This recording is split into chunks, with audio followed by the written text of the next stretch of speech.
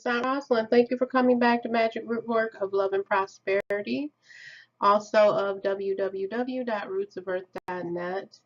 I want to thank you. It's good to see you all again, all of you goddesses, you masculine, you witchy, magical, divine people, you.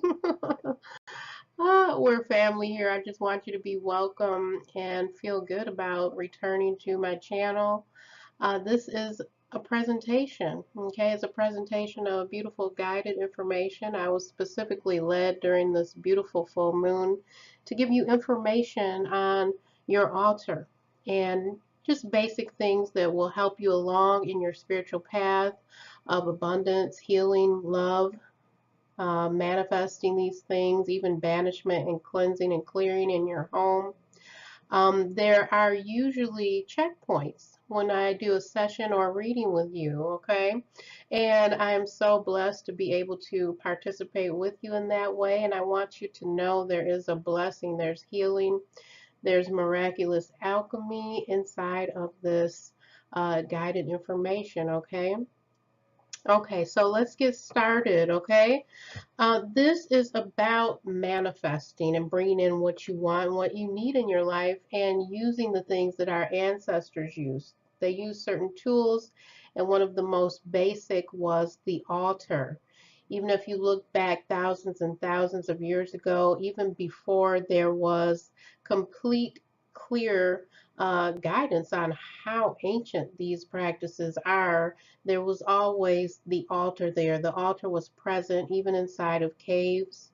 Even when I do drum journeys right now and I'm taking backwards to work with ancient souls or my ancestors, there's always an altar there, okay? It's a gathering place, it's sacred, and you are going to learn more about having one in your home, in your own space with this information. You'll learn about roots and herbs to work with on your altar, okay? Simply. It's done in a way that I feel the most broad audience will get something out of it. You will get clarity and understanding from this, okay, on so many different aspects. And I hope that you do feel more comfortable, more accomplished with working with altar, working with certain spirits and deities, which I can't choose those for you, but hopefully this will allow you to start opening up to some of those benevolent helping spirits that will start to come around more and more and who are drawn more and more to your sacred space in your home, okay? So let's go to the next slide. Okay, of course, I want to tell you again how thankful I am to share in these different experiences with you all. I want to thank you for subscribing. Thank you for sharing. Thank you for liking. And, thank you for coming to me and trusting me and actually, having your readings with me and ordering products from me. I appreciate it. And it is what I love. And I do appreciate that very much. I want to say that again. Okay. So let's get going on why you need an altar, okay? Now, some of you may be a little bit more advanced and you may feel that somehow you don't even need to talk about it that much. You don't need to think about it that much. You may have had an altar for a while, or you may have read about different things with altars before. No matter what kind of practice you're into. Some of you may be more shamanic. Some of you may be more into Reiki and cosmic energy. Some of you may be more into pagan and Wiccan energy, or like me, more into root work, candle magic, conjure. But I do feel specifically as someone being experienced with this, an experienced practitioner, I feel with love that we all embody all, okay? I don't feel that we're all just really going on hard and fast rules all the time when we're in a soul journey, in a soul mission, and we feel it, we start to awaken.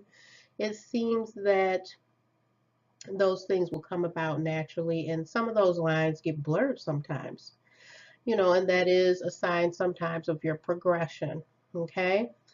So let's just go over a few things, okay? Why do you need an altar? Okay, well, your altar is always going to go along with your intentions, okay? Your intentions are what may bring about your need for an altar in the first place, okay? Because in your life, you're going to have goals, you're going to have needs. Some of your needs may be just for more peace and more healing in your life. It may be for more cleansing and banishment in your home. Maybe you need to feel more grounded and safe in your home with your family. Okay, maybe you are having true needs for abundance, for a consistent flow of income, alchemy. Maybe you want to communicate and connect with your ancestors often and you want to do it on a regular basis, or maybe you want to have that space to feel more activated with your altar, to actually feel activated and at one to communicate with your spirit guides and your benevolent helping spirits. Okay. Another aspect of your altar that is really key is what to put on your altar. Okay. And that can cover so much information. It spans across a lot of information. What are the must-have objects for your altar? Okay, well, there are a few things that I would always recommend for your altar, no matter what you are working on, whether it's abundance, love, uh, peace, healing, grounding, cleansing. There are a few things that I would always recommend. Okay, so even if you don't have a particular candle color, I would suggest candles always. If you don't have a particular item that you're drawn to yet and you're just beginning to set up your altar, I would always say it should have live plants or flowers because your altar is basically alive. Okay. I would also say you're going to need just a simple glass of water there. Even if you don't have many other things accumulated at this time for your altar, you're going to need at least a few of those key items, okay? You're going to need some incense, okay? It's beautiful, it's ritualistic, it is representing earth, it does represent air as well, okay? You're going to need incense. These aspects are often they're often seen and shown on pictures and diagrams for altars. However, I don't want to tell you that that's the only way that you can have an altar set up. Okay? And we're going to go even more so into that. What are some of the best spaces for your altar? Okay, this is something that comes up so much in my private sessions. Okay? Goddesses and masculine both. They want to know, what about where to put my altar? Okay, and Aunt Rosalind is going to tell you. I always connect that with another aspect of you. Is your altar secret? If your altar is secret, you really need to think about, why is it secret? I'm not judging you at all. I'm not judging you. I just want you to start thinking about that. Think about that element a little bit. If my altar is secret, what's really going on with that? Am I afraid that people will know that I am shamanic? Are you afraid that people will know, oh my goodness, they think that I am a witch? Oh no, well, there's other people in the house who possibly have different religious beliefs or spiritual beliefs. I'm so afraid they may find out something. Are those your thoughts? Are those your thoughts? Because if those are your thoughts, possibly this whole aspect and this whole presentation may be striking a little bit of a chord with you to think about, are you going to keep your altar secret or hidden? And if you do, then it's up to you. I'm not judging you. Some people in my sessions, they even want a portable altar. They want an altar that actually flips open, very much like a suitcase, okay? And then they place inside the suitcase what they want for their altar ceremony because they just want to do meditation, they just want to burn one chime candle and chant, they just want to pray, they just want to make contact with an ancestor, and then they put it all away and close it. So that's very secret, isn't it? Very secret. So it just begs a little bit of question at this time, are you placing your altar in the open, where you live and where other family members may sometimes come around? You don't have to put it out specifically near a door, but you may want to, because so many aspects are up to you and what you're drawing in through law of attraction, through your helping spirits and your guides and your ancestors, through your connection and communication with your family and other people that may live with you or come to visit. How do you feel about it being more open? Okay, so that is always something to think about. It's not really a quick decision you can make on that. Okay, so you're going to have to possibly ponder that. Okay, so let's go on to one of the main aspects of this presentation. I know you may have looked at it and thought, yes, I definitely want to talk about that or hear about that. It's what are you trying to bring in? What are you aligning with your altar? Okay, and it's so broad. Here we're going to talk about abundance first, okay?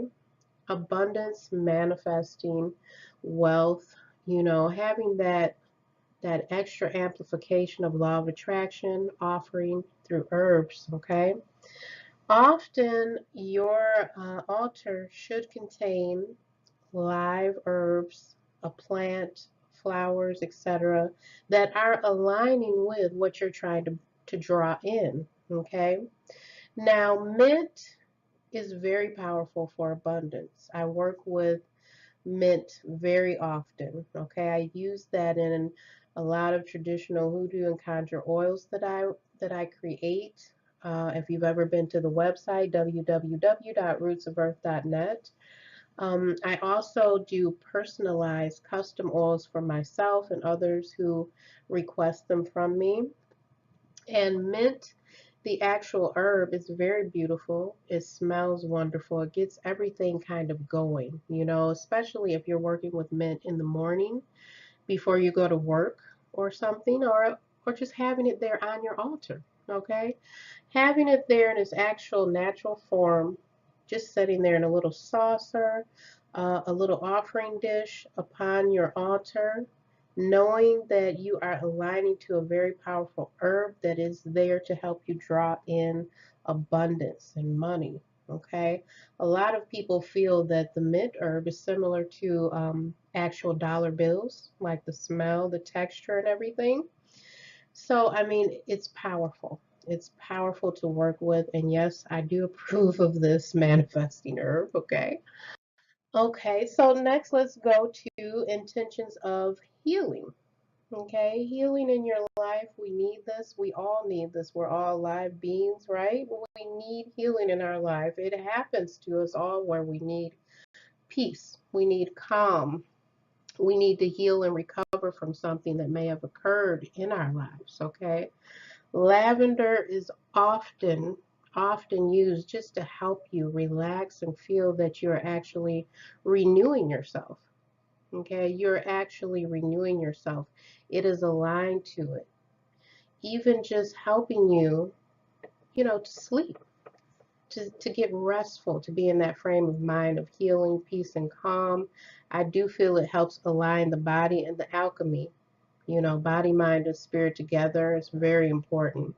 So, can you imagine that amplification, the power of just having that actual herb, lavender, on a little bush? You can even buy the little bushes and just put some up on your altar. Okay, it's fragrant, just so fragrant, and it'll fill your space with that smell, and it helps to calm. Aromatherapy, yes. Magical, yes. Divine, yes. Healing, yes. Okay, it just transforms things, especially to have that beautiful smell in the room with others there. Very powerful alchemy. Okay, it's really transformative. So, of course, I approve of that. I approve of that on your altar. Rosalind approves of it, to just bring in that peace and calm, and you can especially imagine if you had this in your bedroom. You have an altar in your bedroom for calming and peace and healing. Beautiful, beautiful. The next one we have here is roses. And you know why we're talking about roses, right? You know why we're talking about roses. It's about love. Roses are actually key for amplifying love. Okay, I just want you to know that. They are such a high vibration. Fresh cut roses, okay, they're beautiful, high amplification for love. They trigger love, they're the vibration of love. Roses equal love, okay? So oftentimes I do work a lot with live fresh cut roses and flowers. Now I know they've been cut, but I put them immediately in water. I cut them again when I get them home, okay? So just having them there, spirits are often drawn to the rose. They're drawn to, how powerful and the fragrance of it, the colors, the vibrancy of roses. And when you're working on bringing in love, you want more self love. You want more love in your relationships. You want more love in your family. I work with roses and more love for my clients. Okay, so this whole aspect of roses, oh my God, it is beautiful. It is beautiful just to sit and hold a rose. Even if you don't have a lot of money at that time, you can buy one single rose, red, pink. Go with something that's activating you. Okay, and put that on your altar. Put it on your altar to amplify love workings, to amplify your love spells, to amplify your love meditation, your self-love. Love, okay? Love. So, of course, I have so much experience with this beautiful flower, the rose, and I do know that spirits of love, of light, of support, of beautiful magic, they will come around with this on your altar. Roses, okay? Working on love. And from love, guess what we're going to now? It's something else we all need, even if you don't specifically focus on it all the time, okay? Even if you don't specifically focus on it all the time, we all need banishment and cleansing. It's essential for us. We're living beings. We're empaths. A lot of you listening are empathic. You're absorbing different energies like a sponge. Okay, we do it even in our sleep sometimes. Yes, that's just how powerful we are. Sometimes you do this when you're at a mall, you're at a fair, a flea market, when you're around other family members, when you're at work with your coworkers, when someone comes to visit. We are in a mode often of interacting energetically, and we're cleansing, clearing, sweeping, transmuting. We have all kinds of energetic things going on. And we do need to banish and cleanse. It's something that comes up very often in my sessions with people, okay, goddess or masculine. And oftentimes we need to start some sort of cleansing ritual. Okay. Now, if you have multiple altars in your home, which is totally up to you, I have many altars in my home because they're different intentions and some for customers and clients that I work with specifically. Okay. You are going to need to think of having an actual ritual space cleared, okay, dedicated, okay, really activated for helping you with banishment and cleansing. Okay, those intentions are essential. Okay, can you imagine the benefit of you going to your cleansing and banishment altar in your home that's set up very clearly? It doesn't have to be elaborate, but the intention of that altar is for you to go there and to start releasing, cleansing, and renewing your energy. Okay? Can you imagine just having a black candle there with sage, with your smudge feather on your altar, and it's there for a gathering place for other people in your family and you. And you come together with the intentions of cleansing, clearing things that have happened, an argument that may have happened in the home, disagreements that may have went on for too long, and you want to go there and you want to start releasing. Okay, it's a beautiful way to extend the ability to banish and cleanse with your altar. Okay, also, I wanted you to think of different herbs. Okay. I wanted you to think of different herbs because we all think of smudging, right?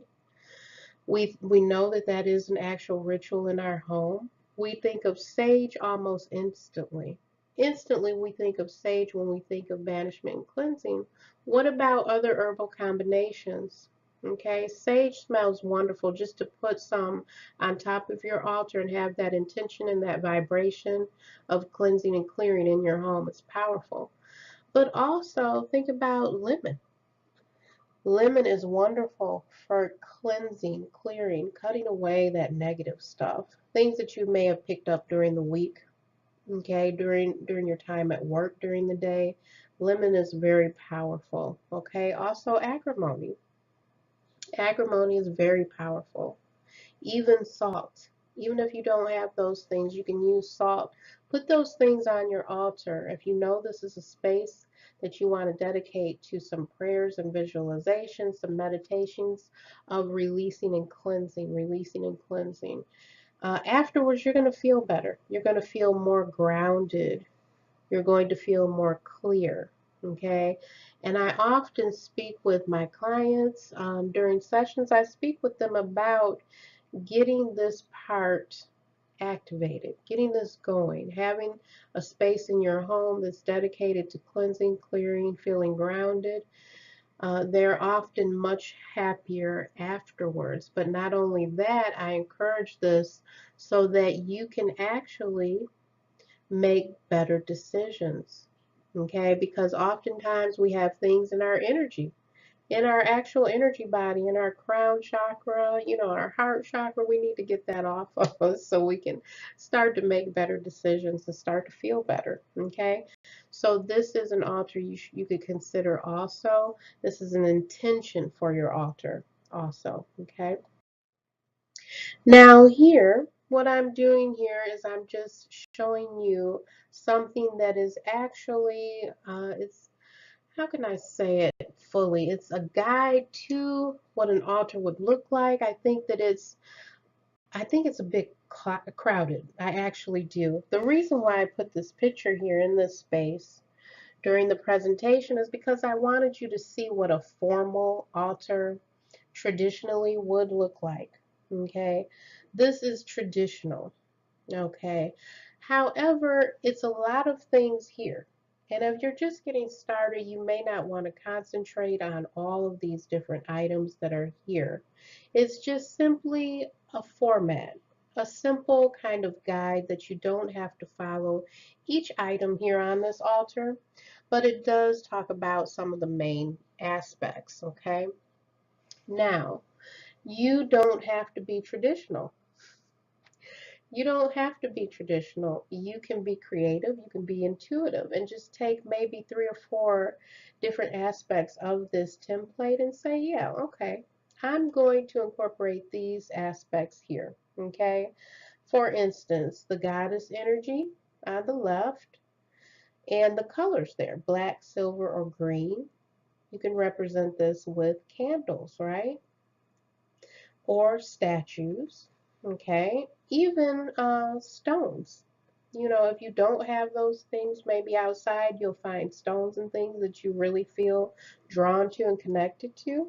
And that's just another aspect of using your intuition, your heart energy, and finding out what you're really connecting to if you're not connecting to tradition. And as I continue here on the right side, we have the God. What's representing the god? White, gold, or brown? Of course, you can use candles, figurines, etc., right? I would also suggest something representing earth. Here we have bowl of salt here, okay? You'll see that. We have charcoal, okay? We have wine or cider. Of course, if you don't have those things, you can use water, right? Even though there is a space for the bowl of water, you may have to be more creative and you may have to stretch something a bit more because you don't have all. I don't think that your ancestors would mind. I don't think that the deities or goddesses that you're working with, I don't think that they would hold that against you. And if you don't have a printed out pentacle, maybe you can draw a pentacle. Maybe you could even draw a symbol that means a lot to you. Okay, something that really represents your energy and how you want your altar to feel what you're going to be using your altar for. Okay, that's a very popular aspect as well. Using the altar and putting things on it that really draw in or attract what you are hoping for, like a dollar sign, okay, a heart for love, okay. So down at the bottom, you'll see north, south, west, and east, okay, and you'll see the elements, the elemental candles there, blue, yellow. You'll see the anthem there, which is a small sword or a knife to represent the air element. So you can look at this and say, well, I'm going to break this down much more simply, or you're just going to be creative and you're going to go with your own flow. For example, if this was an ancestor altar, which I am always encouraging those who listen to me to work with their ancestors, okay? If this was an ancestor altar, you could start off with a white tablecloth, okay?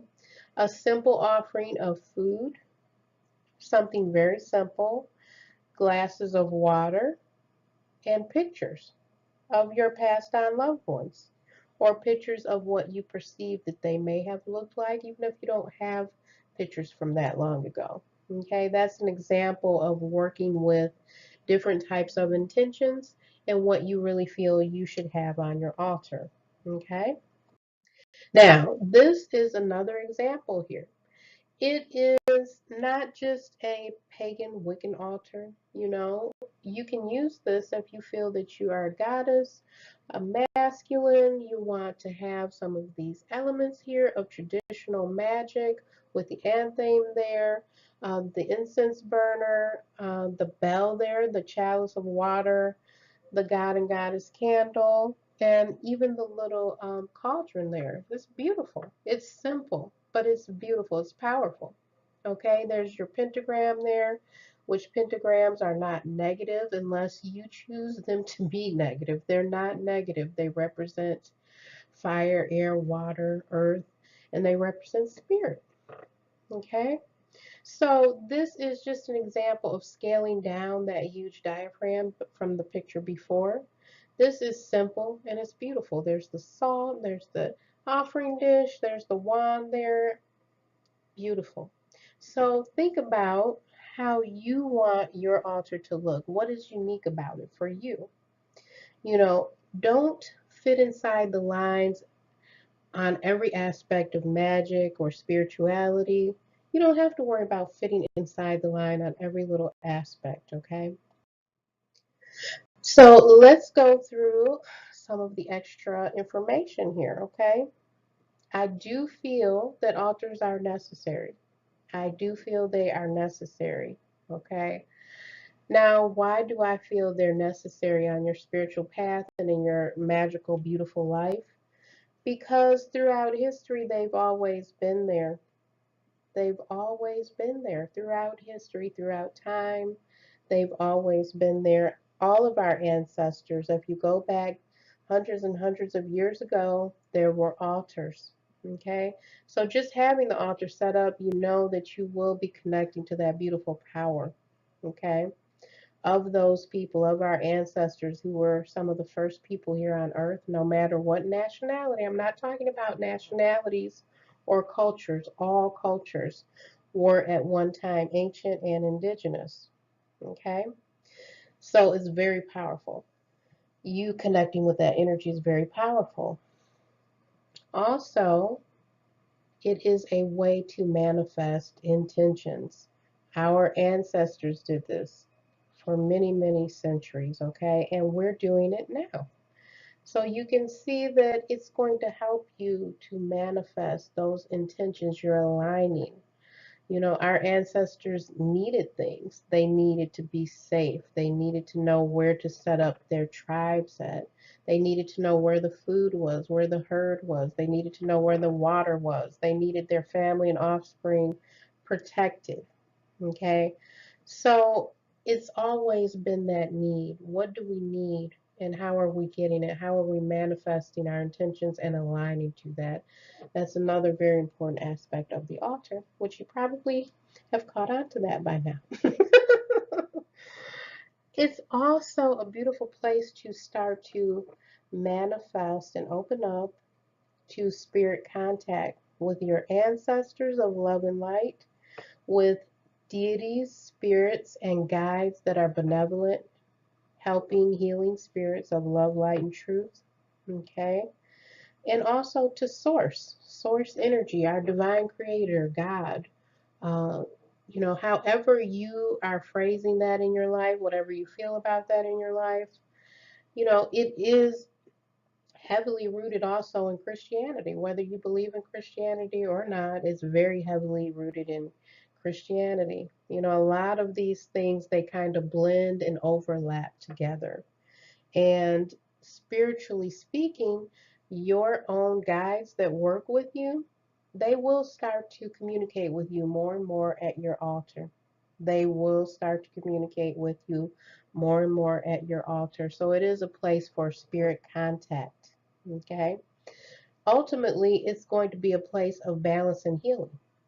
The altar is going to be a place of balance and healing in your home, in your life, because it is a way of connecting and reserving that space for contact, for balancing, for healing, for love, for manifesting. Okay, it's going to reinforce your intentions. Okay, so this is very balancing, very healing in your life to have your altar. Okay, so let's follow up here. Let's follow up with what we've been talking about and maybe add in a little more here. You don't have to be just like everyone else, okay? You don't have to be just like everyone else with your altar. You're a special, unique, divine being. You're a goddess. You're a divine masculine in this lifetime. We need you here. You're beautiful. You're wonderful. Okay? We need you. We need your uniqueness. We need your intuition here, right? Okay, think about how this altar is going to work for you. It's going to work for your energy. How can you have an altar that's unique for you and is complementing your energy, right?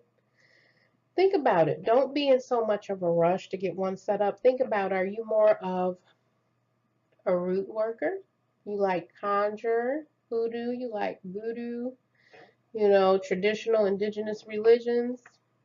Are you more of that kind of energy? Are you more Reiki and cosmic? Okay. Do you identify as being a star seed, a crystal lover? Are you constantly looking at auras and figuring out what kinds of crystals you want to work with next? Are you more shamanic and into your drumming and your native indigenous rhythm and guides? Okay. So are you a blend of all of those? Because I'm a blend of all of those. Okay. So you can imagine my need for different altars in the home, or altars that are unique, significantly spiritual and unique and different in the way that they're set up, with just a few of those basic elements there. Okay. Are you developing rituals at your altar? That is a beautiful thing to do. After your altar is set up, you may start to develop certain rituals that are so unique for you and so healing for you. Manifesting rituals, love rituals, healing and peaceful rituals. Are there certain deities and spirits that you're inspired by? Do you love the goddess Oshun? Okay. Do you love working with the Orisha, the Loa? Do you love working with Lakshmi? Okay. Do you have a theme in particular? That you're like, yes, I know that I want my altar set up like a theme. I don't know. Maybe you want your altar set up like, a little avatar scene. I'm not sure, but it could be something very unique that is triggering that abundance flow, that's triggering the energy of healing, that's triggering the reception of love and finally having more love in your life, of clearing away. What is it for? Is it fun and peaceful? Fun and playful? Is it healing? Peaceful? Is it powerful? Do you want to interject more of your energy out there and be more powerful into the world? Is this something you're seeking? So think about those intentions again. Okay. So this is the conclusion. Okay, I've had a wonderful time speaking with you all. I've had a wonderful time sharing. So I just want you to know that you're not alone. Okay, you're not alone.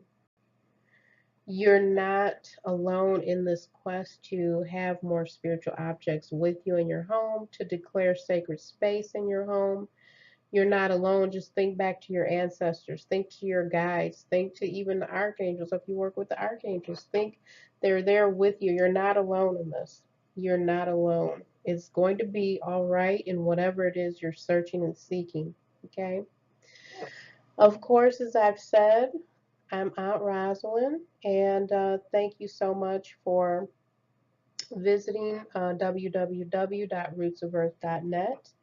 And some of you, especially if you've already placed an order for a reading, you can just email me.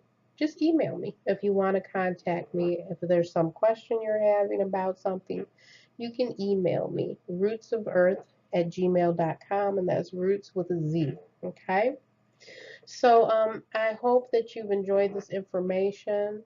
I'm wishing you many, many days of, just having fun, love, blessings, and manifestation with your altar. Okay. I will talk to you all again soon, and you have a wonderful, blessed rest of your day. Bye bye.